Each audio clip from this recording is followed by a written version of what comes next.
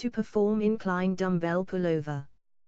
To begin this exercise, start off by placing a dumbbell standing up on an incline bench. With the dumbbell standing up, lie your shoulders flat down upon the surface of the bench with your hips below and your legs bent so that your feet are firmly upon the floor.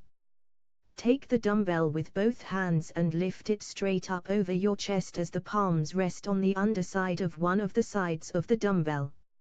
Lower the weight down in an arc behind your head, stretching out your chest and hold for a few seconds. Return the dumbbell back to the starting position. Repeat this exercise for as many repetitions as needed.